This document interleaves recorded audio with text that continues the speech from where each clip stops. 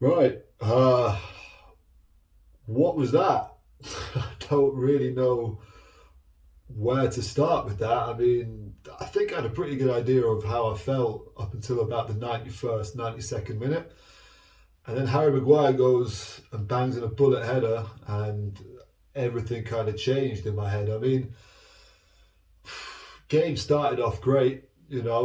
Scored two goals in the first 20 minutes, ringing bells of, Copenhagen, Galatasaray last season. And yeah, the goalkeeper's had a bit of a nightmare. He's definitely been beaten at his near post far too easily twice. But there's not much more you can ask for than to go away in Europe, silence the crowd, get a 2-0 lead. And then the question was, okay, well, how long can you hold on for it? And typically, that wasn't very long at all. I mean, the way that we defend, and I don't even think this is necessarily a tactical thing, the choices that we make are just bizarre. You're 2-0 up, and I'm looking at it, there's going to be some pressure, they're going to push. And that first goal, I'm looking at Delict, and he's trying to pass the ball to Dallo on the edge of his own box under pressure, and Dallo is a couple yards away. Just send it, man. Send it out to Rose Z. Fuck it out there. Just get rid of it. I can't stand these decisions that are made to do with trying to keep the ball, and I've been given an instruction, so that's the only thing that I'm ever going to do. Use your head. Think of the game. Kick it out for a throw in. Get everyone back. The one thing you don't do when you go 2-0 up or even 1-0 up is concede within minutes of that happening. You've got to protect it. You've got to keep it safe and secure.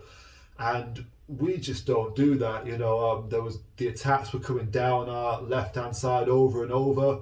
I don't see Ericsson shift over. I don't see Marcus tuck in. And from there, we can see two goals. The game goes level, and this is still 10 minutes before half time. It's just absolutely bizarre. I don't understand what defenders are thinking here. There are some fundamental things that go beyond tactics and ideas, and some of it is just, if in doubt, kick it out, get it out, go from there, and let's just defend properly. There's nothing complicated about That's not an instruction that you need from a manager or a coach or a teammate. You just do it. I would do it. Anyone who's watching, you would do it. It just drives me absolutely insane. I can't stand these decisions that are just inexplicable. Same thing as Van der Ven running at our defence and no one bothering to maybe go over there and stop him. It's illogical. It's nonsensical. There is no reason for it, and it's happening far too much. And maybe that is an indictment on the manager, but I don't see what the manager could do to tell the players, hey, when you're under pressure, maybe don't pass it 3 yards to someone who's also under pressure. Just kick it out. And to be honest, that there for me was the whole thing, the whole moment. Sorry, it spiraled out of control. And from there, I mean, we're going at half time, and this is where I've always got a bone to pick with the manager. After half time, why do we start so slowly? Again, 5-6 minutes after half time, somehow they're running at our back four, or they're running past our centre backs, and the goal, great bit of movement, great finish, but I just don't see other teams that are being successful, teams that have more consistently good results, ending up in the situations that we find ourselves in far too often. And that, honestly, that has to maybe be a topic of conversation in a team meeting, or something that defenders need to discuss amongst themselves, because it can't happen. And surely you must be sick of it. I keep seeing the same things. We keep seeing the same things. And I just find it very difficult to understand why players don't want to actually eradicate that, or why they see it happen 2-3 games in a row and it doesn't seem to click in there to say, you know what, I just need to do basic defending. If I'm a midfielder, I need to drop 5 yards deeper. If I'm a winger, I need to tuck in. If I'm a forward, I don't need to chase lost causes. I need to stay here. I need to be compact.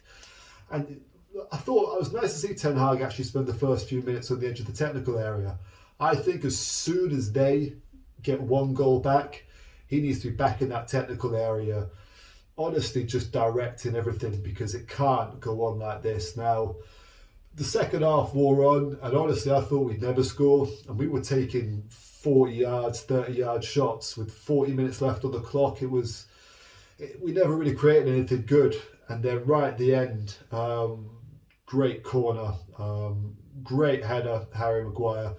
The only thing he did right after coming on in what was possibly, again, one of the most bizarre substitutions I've ever seen for a team that's 3-2 down.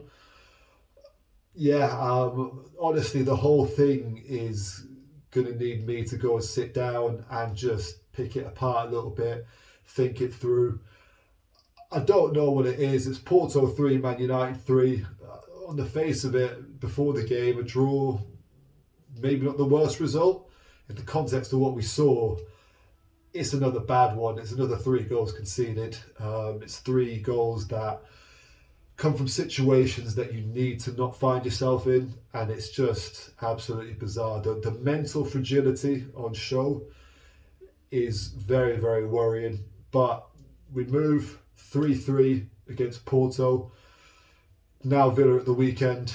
I just hope we can pull one out the bag, but let's see. I'll see you for the warm down tomorrow. Take it easy.